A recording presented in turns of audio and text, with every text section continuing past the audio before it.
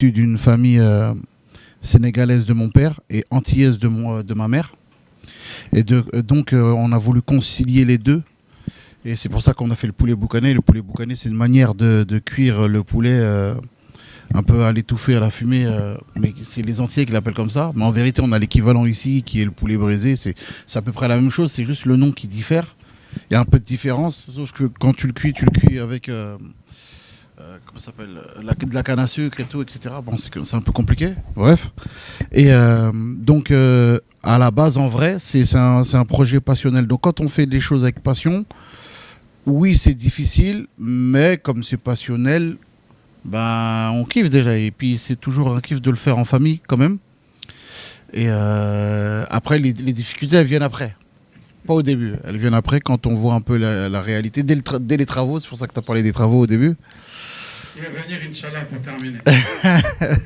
Voilà. On l'a connu sur les Almadies, avec ses travaux à Ralouz. C'est malheureusement, en fait, des opérateurs qui doivent régler un certain nombre de sujets qui peuvent bloquer, finalement. Ouais, mais il n'y a pas qu'à Almadies, Médina, partout. Voilà, bref, c'est la réalité d'ici. Et on l'accepte, en vérité, on apprend à vivre avec. Et on s'en plaint pas. Ouais, cultiver la patience, apprendre en fait, quand tu viens au Sénégal, il faut que tu viennes et que tu entreprends, il faut que tu viennes avec humilité. Il ne faut pas que tu viennes en donneur de leçons, parce que tu viens d'Europe, donc ouais, c'est un peu plus avancé, donc tu viens en donneur de leçons. Et ça, comme l'a dit Fatih, tu vas te confronter à quelque chose... et en vérité, ils vont se braquer, et en vérité, ils ont raison de se braquer. Parce qu'ils sont chez eux, en vrai. C'est leur réalité, c'est pas la nôtre. Donc c'est à nous de nous adapter à leur réalité. Si dans leur réalité, il faut parler d'une certaine manière et pas être direct, mais un peu plus contourné, c'est leur réalité. Qui a raison, qui a tort? Personne. Chacun sa réalité. Donc dès que tu apprends ça et que tu sais que il faut s'adapter, ben on s'adapte. Et puis ce qui est bien, c'est que mon beau-frère, lui, il est né au Sénégal. Il a grandi ici. C'est un blédard. Ouais. Lui, il sait. Ouais. C'est une vraie vertu, une qualité. Ben oui. Bien sûr. Vive les blédards, vive. Exactement. Et donc lui il a les codes d'ici. Donc c'est, par exemple, tous les ouvriers, etc., s'adressent directement à lui. C'est lui, quand nous on est un peu fâchés, c'est lui qui nous calme. Et c'est lui qui sait traduire. Non, ce qu'il a voulu dire, c'est ça. Ce qu'il a voulu faire, c'est ça. Oui. Tu vois. Voilà. Donc oui, t'as pas dit oui en fait. J'ai bien reçu l'information. En fait, c'est vrai que moi, j'ai jamais vécu au Sénégal avant de m'installer. Je suis née en France, j'ai grandi en France et je ne connaissais pas forcément les réalités du pays. Et c'est vrai que quand je me suis installée, il y avait quand même une adaptation à faire pendant au moins une petite année, je vais dire, pour comprendre l'écosystème, pour comprendre les habitudes, pour comprendre le palais des Sénégalais, leur façon de consommer. Voilà, il y avait tout un apprentissage et toute une déconstruction à faire pour s'adapter au marché, comprendre les besoins des consommateurs et pour pouvoir en fait leur proposer une solution vraiment adaptée.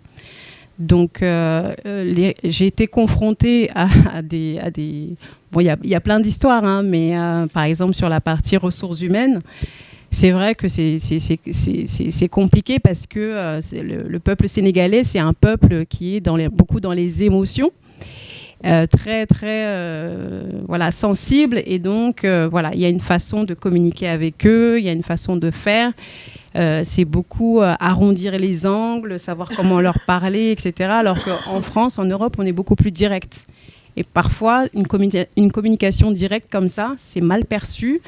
C'est limite insultant des fois. Donc voilà, il fallait s'adapter à ça. Il fallait s'adapter aussi au palais sénégalais. C'est-à-dire que moi, le concept Black Spoon que je vends en France et que je vends au Sénégal, ce n'est pas du tout le même palais. Mais tu vends quoi en France, par exemple? En fait, par exemple, le thieboudienne en France, par exemple, je ne vais pas mettre du poisson séché, du guedj. Je ne vais pas en mettre parce que c'est des produits qui ne sont pas reconnus et que je ne peux pas mettre dans le thieboudienne. Alors que ici, si je fais un thieboudienne sans guedj, il est immangeable. C'est gâté, le coin est gâté. Exactement. Voilà. C'est ça. Donc j'ai un tchéboudjen à l'européenne pour le palais européen et j'ai un tchéboudjen à l'africaine pour les Africains. Quand j'étais en France, je trouvais que ce côté-là me manquait beaucoup. Donc voilà un peu pourquoi j'ai décidé de revenir au Sénégal et de développer la marque au Sénégal et peut-être dans d'autres pays d'Afrique prochainement. Vous avez senti la présence institutionnelle donc de l'État. Et donc ce plaidoyer-là que vous avez fait tout à l'heure pour un accompagnement vers vraiment la promotion de la franchise n'est pas tombé dans l'oreille d'un sourd. Donc aujourd'hui, M. Moussatine, c'est lui qui est notre négociateur dans le domaine des services, donc dans le cadre de la ZLECAF. Et donc, ça permet vraiment une prise en charge de la franchise dans le cadre de ces négociations-là. Donc, il vous l'a expliqué, la seconde phase des négociations sur les services vont porter sur les 5 autres de services, parmi lesquels donc celui de la distribution. Et donc, ça montre l'intérêt pour nos opérateurs économiques d'aller vers une libéralisation ou bien en tout cas une prise en charge de ce pan, de ce secteur de la distribution donc qui est le modèle de la franchise. Donc, tout aussi bien Moussa que moi, en tout cas, l'État du Sénégal aura au moins l'information que le secteur privé est prêt à aller vers donc une ouverture plutôt de ce secteur et vraiment le développement donc de ce modèle de franchise. Et je disais que en termes d'opportunités, vous l'avez évoqué tout à l'heure, vous disiez que vous avez un pays de la filiale et d'autres pour pouvoir avoir une expansion des entreprises sénégalaises. Mais vous verrez qu'avec la franchise, c'est un modèle beaucoup plus opérationnel, beaucoup plus facile donc à mettre en œuvre. Donc il ne reste juste qu'à vous faciliter cela. En quoi faisant, entre autres, en mettant le cadre légal, mais aussi réglementaire donc, qui s'y est. Et donc dans ce cadre, nous ne ménagerons pas nos efforts donc pour vous accompagner, non seulement pour mettre en place ce cadre légal et réglementaire, mais également la prise en compte de la franchise dans le cadre des négociations donc de la zone de libre-échange continentale africaine. Merci beaucoup. ISM, donc rien à voir avec la boulangerie-pâtisserie. Un peu comme Fatih, quand on a fait des années à l'étranger et qu'on revient, on a cette volonté de give back par rapport à notre écosystème local. Et c'est surtout que les gens réalisent tout de suite qu'il y a beaucoup à faire et qu'il faut défoncer les portes. Moi, lorsque j'ai fait la transition, je sais au fait que c'était décrié dans mon cercle très proche, où on ne comprenait pas la liaison entre mes études, j'ai quand même un doctorat en finance, avec un positionnement où j'avais la sécurité au fait de mon emploi, et où j'ai basculé en disant non, j'aimerais bien faire de la boulangerie. On m'a dit, mais il y a un souci, quoi, il y a un grain. Tu as fait tout ça pour ça. Pourquoi? C'est là aussi navrant, parce qu'on se rend compte qu'à l'étranger, il y a quand même en fait des grosses boîtes au fait, qui pèsent au fait des économies au niveau local et qui font des fortunes dans des secteurs comme au fait que ce soit la boulangerie, pâtisserie, boucherie, voilà. Mais on a quand même ce concept de certains secteurs ne doivent. Bon, c'est dur de les moderniser. Celle qui vend des arachides ou une personne qui va vendre des beignets, ça reste encore une personne qui vend des beignets. C'est comme très peu de valeur, c'est ça? Très peu de valeur. Boulangerie, c'est quoi? J'ai besoin de mon pain, je vais aller prendre ma baguette et je ressors. Et c'est là où, en fait, là encore, je veux dire, on a entamé le chemin en 2019-2020. Tu as combien de points de vente aujourd'hui? Comment est structuré ton réseau pour nous donner une idée un petit peu du défi auquel tu as relevé? Alors nous là, on est à peu près à 13 points de vente. On est les premiers au fait à être sur le terre. Donc on est sur le terre de Garny, le terre de Anne. Sur la partie transport. La partie transport, donc au niveau au fait du parvis. Ensuite, on a attaqué avec les stations Shell. Donc la station Shell qui est au niveau de la IBD. Là, on est en pourparlers avec un point de vente au niveau de la nouvelle station en fait, justement en fait, de l'aéroport qui va s'ouvrir bientôt en 2026. Sinon en fait on s'est beaucoup positionné en région parce que il faut savoir que l'expansion ce n'est pas que à Dakar, il y a une vie en dehors de Dakar. Donc moi je suis une villageoise, c'est-à-dire que je vis à Gabarou sur la côte. Et là-bas, en fait, on a un écosystème qui est très très intéressant, qui est très dynamique et qui se développe. Donc nous, en fait, ce qu'on a fait, c'est qu'on a pris des dames et au lieu qu'elles soient dans le vent avec leur table, on a fait un partenariat avec la GIZ et on leur a donné des kiosques. Donc ça fait qu'en fait, qu'on redistribue en fait, les produits sur ces points de vente-là, qui sont considérés également comme des points de vente, et qui sont répartis entre Somone, comme Manguerre, et puis les communautés environnantes. Très bien, très bien. Quel est le principal défi que tu as dû relever en revenant ici pour lancer ce projet? Une femme qui se lance dans le domaine de la boulangerie-pâtisserie, je pense qu'il y a eu quand même peut-être certains blocages. Tu en as sûrement relevé beaucoup, mais quel est ceux qui étaient le plus difficile pour toi? Bon, déjà, en fait, comme j'ai dit, vraiment bousculer le statu quo. Parce que, en fait, je me rappelle la première année, bon, moi, je suis venue dans un domaine qui est très artisanal. Bon, j'étais une championne pour monter des dossiers, donc rapidement, j'ai monté plein de dossiers. Et on a commencé à gagner plein de concours. Donc les gens, ils ont commencé à se dire, mais c'est quoi cette marque-là? Et ce qui m'avait marqué, c'était quand on avait gagné le concours avec Orange Sonatel, le Niger Digital Challenge, et quand les gens se sont dit, mais c'est quoi le lien entre le digital et la boulangerie? Ça montre en fait comment est-ce qu'on est cloisonné parfois en fait dans notre idée, alors que là maintenant, je peux vous dire que là, surtout qu'on est en pivot avec les produits qu'on sort au niveau des supermarchés. Entre parenthèses, on est là maintenant, on est sur un réseau de Auchan à peu près, je pense 25 magasins, sur le réseau de EDK, sur Carrefour, même au niveau de Carrefour.e, on a un point de vente, tout ça de notre village. Hein, on livre à partir de là-bas. Et nous sommes le sur Dakar ou sur Non, sur le Gaparou. On est sur le Gaparou. Et je me souviens des petits kiosques aussi en bord de route aussi. Voilà, et on a ça aussi. Et la boutique. Et la plupart des gens qui sont là et qui ont pris l'avion, ils ne savent pas qu'ils sont clients de nous aussi parce qu'on fait les pains pour les avions. Mais on ne communique pas dedans. Super. Voilà. Donc ça fait au fait que tout ça de notre village, tranquillement, on fait notre production, 80% de femmes, des jeunes filles, en fait, de la production. 56. Bravo. 56 employés. Et du coup, là, en fait, je pense que c'est surtout bousculer les statu quo. Là, maintenant, le vrai challenge qu'on a pour 2026, c'est qu'on est en train de faire un véritable plan de com sur ça, qu'on va préparer et que les gens vont plus connaître. C'est vraiment la production de masse, mais au niveau en fait, des supermarchés. Donc, avoir une belle labellisation où on se demande si, au fait, réellement, le produit il vient du Sénégal, des États-Unis ou de la France avec un beau packaging. Pourquoi? Parce que c'est un scandale d'aller dans les supermarchés, les gens ne s'en rendent pas compte. Les mini brioches qu'on a pour les goûters des enfants, ça coûte une blinde, ça coûte 4 000 francs, alors qu'en fait, nous on les fait. Donc on fait des mini brioches, on fait des goûters, on va faire des goûters pour les enfants, développer en fait cette gamme de goûters pour les enfants, les pains de mie, mais à base avec un peu de mie. On fait des pains complets à base de moringa aussi.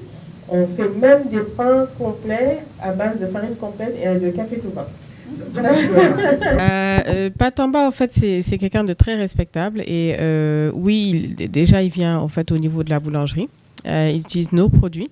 Nous, le problème qu'on a en commun, parce justement, on est dans le même bord, c'est ce que Fatih a relevé, le palais du Sénégalais. Parce que le Sénégalais, l'idée d'avoir des pains aux algues, it's so fancy, it's sexy, it's a nice idea. Mais combien de personnes vont acheter effectivement ces pains-là? Sur 10 Sénégalais, ils vont tous se jeter. Il y en a 9 qui vont prendre la baguette blanche. Certains vont te dire demain am colopathie, ils veulent plus de levure, ce qui n'est pas bon pour eux. Et tu vas avoir une personne ou le retraité du coin ou 2-3 personnes qui vont prendre les pains aux algues. Là, ce qu'on est en train de faire en termes de positionnement, de communication, c'est comment changer le mindset des personnes. Je donne un exemple. Nous, on commercialise des burgers au niveau au fait, d'un client qui s'appelle Nomade. Et on a mis des tirets dessus. Donc, les gens, ils achètent. On a des Sénégalais, on a des expats, on a des locaux, des Français, des personnes qui achètent ça. Ils trouvent que c'est assez edgy comme approche. On est, je pense, le plus gros fabricant de bagels là en ce moment parce qu'on fournit les restaurants Yum Yum et le réseau, au fait, voilà, sur pas mal de pains bagels. Les gens ne connaissent pas réellement le pain bagel. Ça a été tout un problème pour pouvoir introduire parce qu'il n'y avait que les Américains et les Allemands qui connaissaient. On l'avait mis dans la boutique de Ngaparou. Ils ne savaient pas, c'était un pain avec un trou. Donc, il faut d'abord communiquer avec le consommateur. Il faut l'éduquer. Et ça prend du temps, cette éducation-là. C'est pour ça que je vous ai parlé de pain complet à base de café touba, de pain complet à base de moringa. Là, on y va doucement, stratégiquement, par rang, parce que ça ne sert à rien d'avoir 10 000 produits et que les gens soient confus avec justement en fait ces panels-là. Il faut y aller. On se dit par exemple en 2026, on va vraiment essayer de tanner les consommateurs, de les éduquer sur par exemple 3-4 types de produits pour dire c'est possible de faire cette implication-là. Mais moi honnêtement, j'ai une idée par jour. La dernière fois, je me disais, il faudrait que je fasse des muffins comme, je ne sais pas si les gens connaissent Costco, les muffins qu'on a sur les packs en plastique, là. Tu sais, pour les enfants, avec les mini muffins. Oui. Et je me disais, ce serait bien de le faire avec poché, avec du bissap, voilà, pour pouvoir avoir un peu ce link exotique-là. Il y a plein de choses qu'on n'utilise pas. Le sapoti, on n'utilise pas, alors que c'est notre kiwi local. Moi, j'adore le sapoti. C'est très sucré, mais voilà. Le sidem, la poudre de sidem, moi, j'ai du mal à trouver de la poudre de sidem. Et pourtant, je peux faire pas mal de choses avec la poudre de sidem. Donc, il y a pas mal d'idées qu'on peut mettre en place. Pour moi, avec les algues aussi, ça va être vraiment une communication du côté healthy, pour vraiment que les gens voient en fait les propriétés par rapport à leur santé, etc. Mais avec le consommateur sénégalais, il faut vraiment y aller pas à pas, doucement, avec voilà, beaucoup de patience. Voilà. Merci beaucoup. Donc pour développer un peu sur cette question de la stratégie nationale de mise en œuvre de la zone de libre-échange continentale africaine.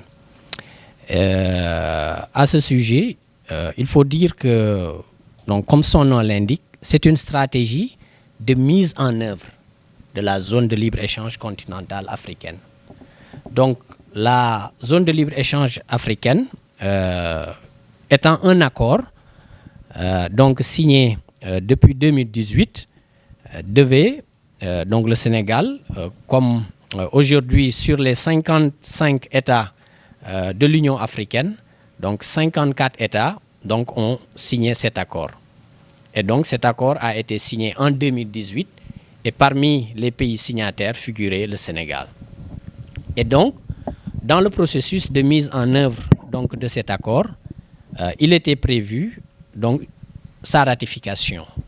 Sa ratification par au moins 22 États qui ferait qu'on ait une masse critique, un quorum en quelque sorte, qui permettrait l'entrée en vigueur officielle de l'accord, ou bien donc des échanges, parce que c'est un accord sur le commerce.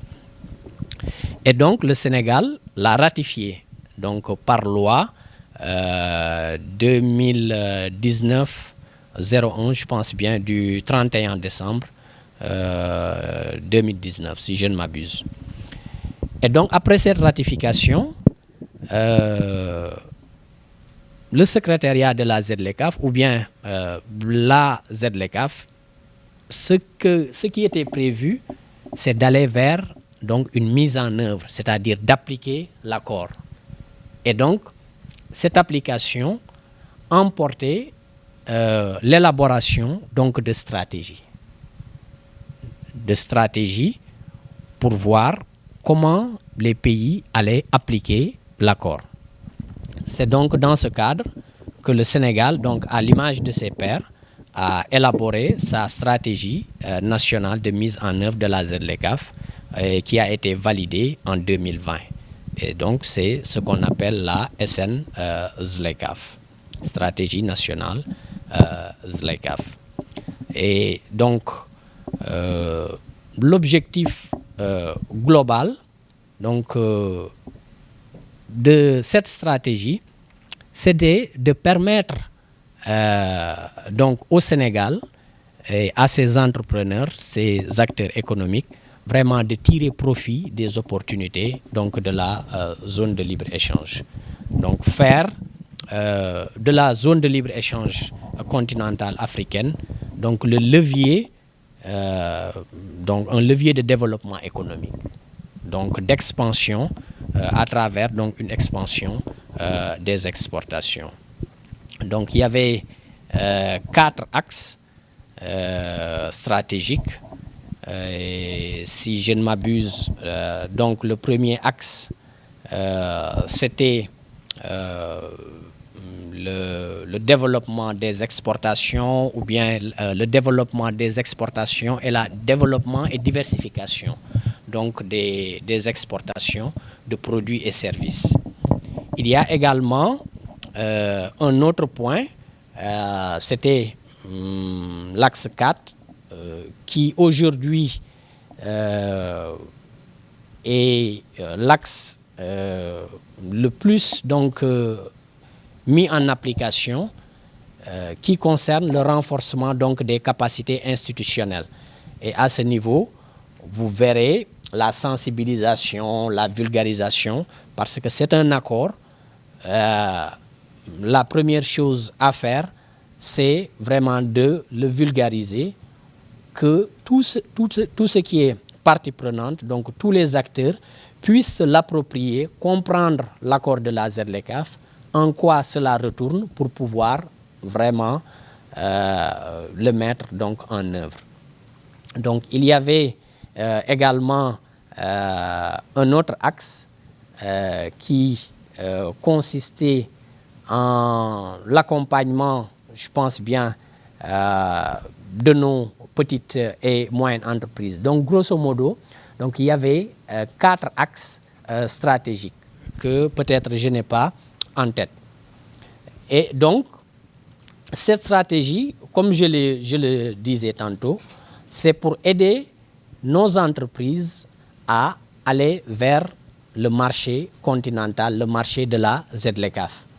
Étant entendu que la ZLECAf est aujourd'hui un marché d'au moins plus de 2 milliards, entre 2,5 milliards et 3 milliards donc, d'habitants sur le continent donc, africain.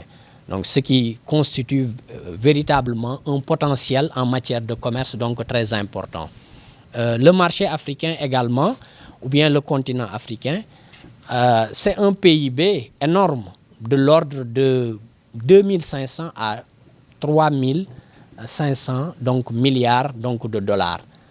Et vous verrez donc que il y a par là des opportunités réelles donc, de booster nos échanges, mais de pouvoir profiter de l'ouverture donc, du marché donc, qui s'élargit pendant que nos marchés donc, sont très étroits donc, en interne.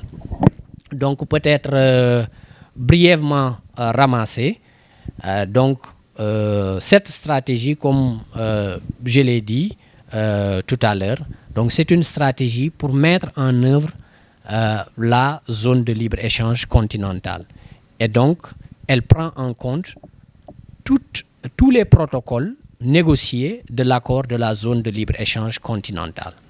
Et à travers donc, cette stratégie, nous essayerons de développer tout ce qui est potentiel en matière de commerce des biens, ce sont les marchandises, en matière de commerce des services, en matière d'investissement, en matière de concurrence, la politique de concurrence, en matière même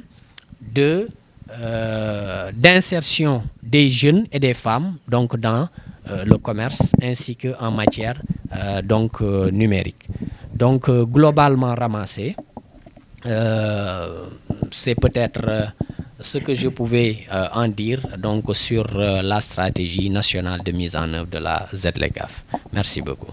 Aujourd'hui, étant le représentant des entreprises sénégalaises qui se projettent dans la franchise, donc probablement vers l'exportation vers d'autres pays, nous avons besoin d'un renforcement de capacité institutionnelle. Donc ça, c'est, voilà, je peux dire l'axe qui m'a le plus captivé dans votre intervention. Donc voilà, je vous remercie aussi de votre présence. Voilà. Donc moi, je pense que mon intervention va plus s'axer sur le secteur privé. Donc avec la ZLECAf, comme vous l'avez dit, la franchise est prise en compte dans le secteur du commerce des services. Cependant, l'absence de cadre réglementaire a obligé les institutions qui travaillent dans la franchise à se réunir et à voir, avant la ZLECAf, comment est-ce qu'ils peuvent faire pour trouver un cadre qui va un peu harmoniser le développement de la franchise en Afrique. Donc, nous sommes un peu en avance sur la ZLECAf. Donc, c'est dans cette perspective que hier était venu M. Mohamed Elfan, président de la Fédération marocaine de la franchise. Il y a aussi les Ivoiriens avec qui nous travaillons. Et récemment, nous avons été mis en contact par M. Wambougou avec le FASA, la Fédération sud-africaine, et la Fédération égyptienne. Donc, actuellement, nous sommes en train de voir comment, en tant qu'acteur du secteur privé, créer une confédération panafricaine des fédérations nationales de franchise. Donc, parmi les défis à relever, c'est qu'actuellement en Afrique, il n'y a que 7 pays qui ont la chance d'avoir des associations de franchise constituées. Donc, c'est vraiment, voilà, peu sur 55 États, il n'y a que 7 pays qui ont déjà leur association constituée. Donc, nous avons la chance que le Sénégal en fasse partie. Donc, je pense qu'il y a le Maroc, la Tunisie, l'Égypte, le Sénégal, la Côte d'Ivoire, l'Afrique du Sud, voilà. Donc, aujourd'hui, nous essayons de nous réunir pour voir comment est-ce que la ZLECAf peut être un levier qui va nous permettre de mieux développer les franchises de part et d'autre. Parce que nous rencontrons énormément de difficultés. Nos entrepreneurs plus rencontrent énormément de difficultés. J'en prends pour témoin Dr Djedjou. Nous avons eu à rencontrer le groupe EDK. Donc, ils ont commencé à s'exporter un peu à l'international. Ils sont en Gambie et en Guinée. Mais arrivé là-bas, le premier constat, c'est qu'il n'y a pas de structure pour prendre en compte leurs besoins et défendre leurs intérêts. C'est pour ça qu'ils ont voulu adopter le modèle classique de la filiale et voilà, des succursales. Mais ils ont vu que ça ne peut pas marcher parce que l'investissement était lourd. Il y a des problèmes de devises, de conversion de devises.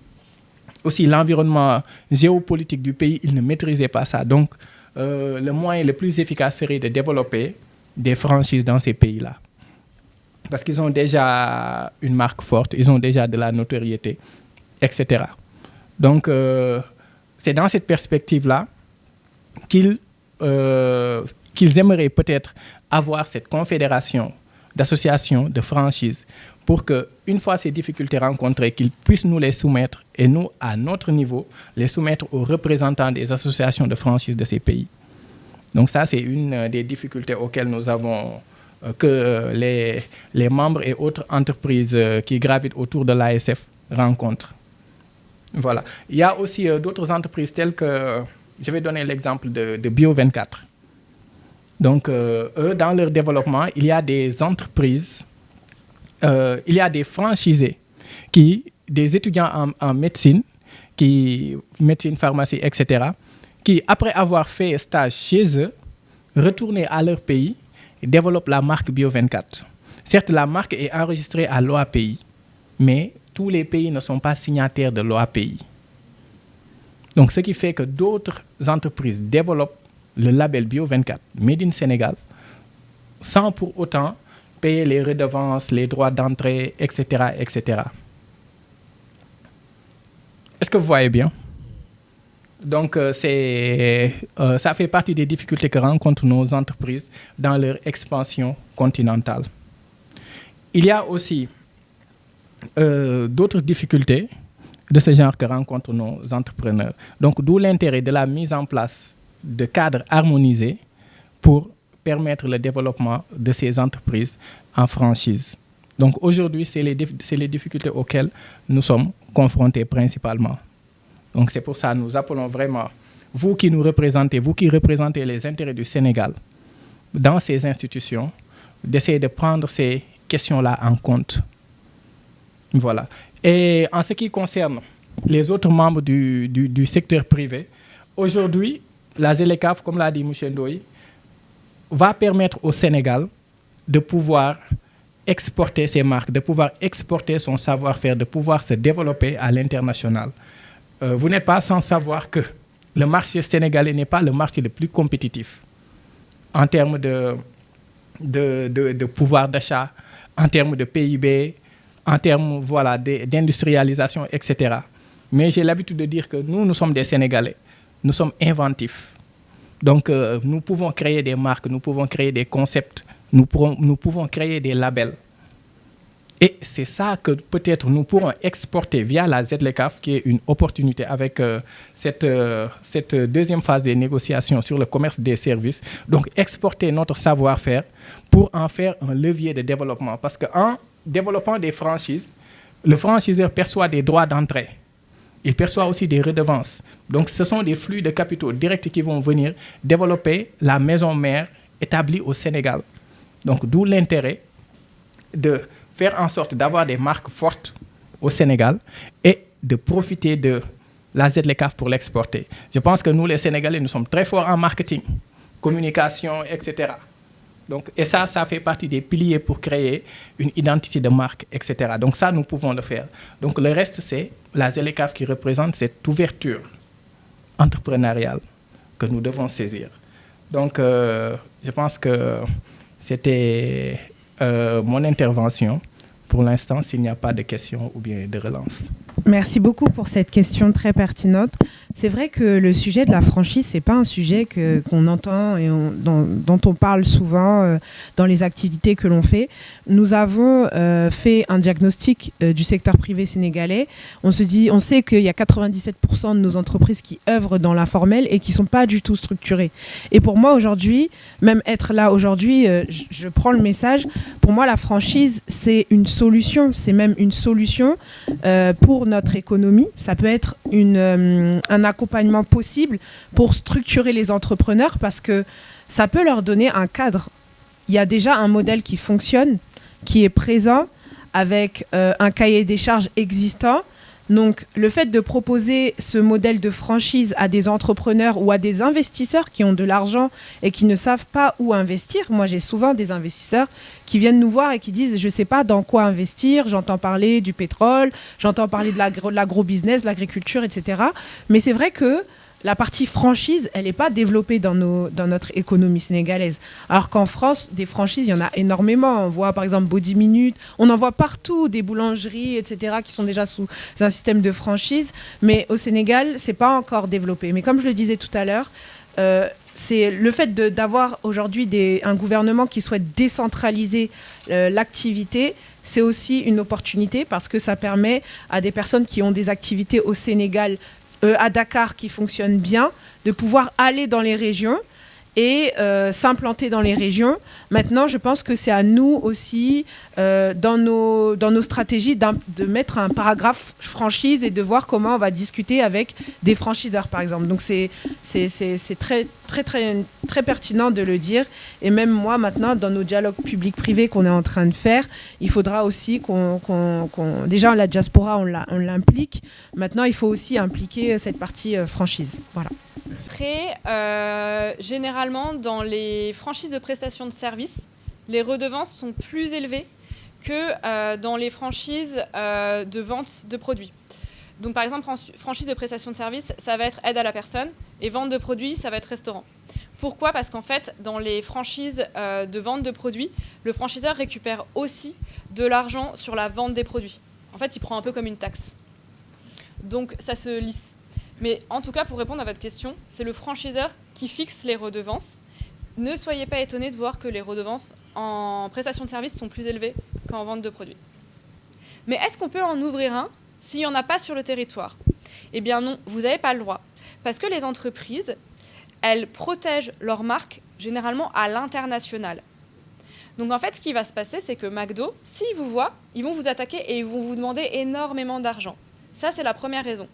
La deuxième raison, c'est que si vous pensez collectivement pour votre pays, il faut appliquer le droit des marques et être loyal. Parce que sinon, vous, quand vous aurez une marque et que vous la développerez, vous aurez des gens qui ne la respecteront pas non plus. Donc ça vous pénalisera vous-même le jour où vous allez être dans l'entrepreneuriat et ça, c'est vraiment dommage. Donc il existe un institut de dépôt des marques qui est valable sur la zone oui. MEA pour laquelle on peut garantir oui. en fait, l'utilisation d'une marque qui soit sénégalaise, exactement. qui veut se développer, c'est ça ? C'est ça. Alors, il y a ça, c'est-à-dire demain, vous créez une licence de marque ou une franchise. Le premier réflexe, c'est de déterminer qu'est-ce que ça va être votre marque. Et puis ensuite, ça va être de faire une recherche d'antériorité. Vous allez regarder si quelqu'un n'a pas déjà cette marque ou une marque très proche. OK ? Une fois que vous avez fait ça, que vous avez vérifié que c'est bon, la marque est libre, vous allez pouvoir déposer votre marque pour dire, voilà, je suis le propriétaire de la marque et la protéger. Si vous ne faites pas ça et que quelqu'un utilise cette marque, vous allez pouvoir l'attaquer en concurrence déloyale et en parasitisme. Parce qu'en fait, il capte votre notoriété. Mais vous ne pourrez pas l'attaquer en utilisation de la marque illicite. Par contre, si vous avez déposé votre marque, vous pouvez attaquer sur tous les fondements.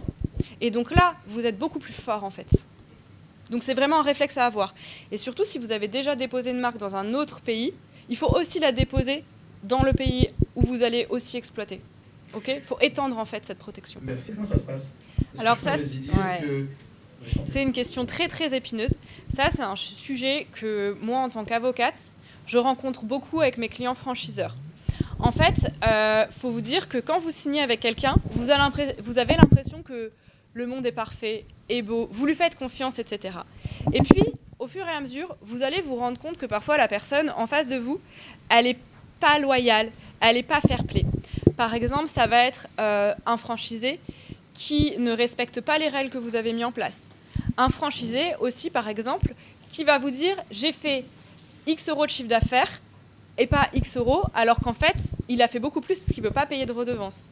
Ça va être quelqu'un aussi qui peut être juste nul, c'est-à-dire il a ouvert un restaurant sous votre enseigne, mais en fait, il y a des cafards partout, donc il dégrade l'image de votre entreprise. Et bien en fait, le réflexe, ça va être déjà de garder les preuves que vous avez tout bien fait. Donc vous, on vous demande quoi ? Donnez une marque. Ok, la marque, c'est bon. Donnez un savoir-faire. Là, vous allez prouver que vous avez donné ce qu'on appelle des manuels opératoires, donc des documents qui récapitulent le savoir-faire. Donc moi, je vous invite, quand vous donnez un manuel opératoire, à faire signer une feuille qui atteste le fait que la personne, il l'a reçu. Montrez que vous lui avez fait des formations en faisant signer une feuille de présence, en gardant sur les outils informatiques le fait qu'il s'est connecté, par exemple, aux formations. L'assistance, ça va être montrer qu'il y a quelqu'un qui est venu dans le restaurant pour dire « Attention, il y a des cafards, tu dois faire ça avec l'hygiène, appeler une société, faire de la veille. » Montrez que vous lui avez délivré ces informations. Montrez aussi, s'il vous a appelé, que derrière, vous lui avez répondu. Doublez cet appel par un mail, parce qu'en fait, dites-vous que tout ce qui est oral ne compte pas. L'oral, ça s'envole. L'écrit, ça reste. Ok ? Une fois que vous avez fait ça, vous allez matérialiser ces manquements à lui. Donc, vous faites une visite de contrôle. Vous lui rendez une fiche qu'il signe où vous constatez la présence de cafards. Vous le mettez en demeure de résoudre ce problème. Okay ? Vous lui dites, OK, tu as 30 jours pour résoudre ce problème. Vous repassez, vous reconstatez les mêmes problèmes et là, vous pouvez résilier le contrat. Ce que vous pouvez faire aussi, si vous savez que vous avez fait des manquements ou que vous n'avez pas gardé les preuves, c'est essayer de protocoler. Vous allez voir cette personne en off, donc discrètement, et lui dire, OK, vous l'appelez, vous ne lui écrivez pas, et vous dites, voilà, je pense que là, les relations se passent mal. Ce serait bien qu'on sorte tous les deux par le haut de cette situation. Le mieux, c'est pas qu'on se dispute. Donc moi, je te propose qu'on se serre la main, je te fais sortir sans résilier le contrat, je te fais sortir en résiliant le contrat, mais je ne te demande pas de pénalité pour te sanctionner, et on est quitte. Lui, il va sûrement répondre, ok, mais moi, je veux une indemnité parce que j'ai pas pu aller faire valoir mes droits devant le tribunal, et moi, j'estime que j'aurais gagné. Ce qui est potentiellement pas vrai. Et là, vous allez négocier. Et vous allez signer ce qu'on appelle un protocole transactionnel. Dans ce protocole transactionnel, il faut qu'il y ait une clause de confidentialité pour ne pas qu'il ébruite le fait que vous l'avez fait sortir à certaines conditions et que d'autres franchisés demandent les mêmes.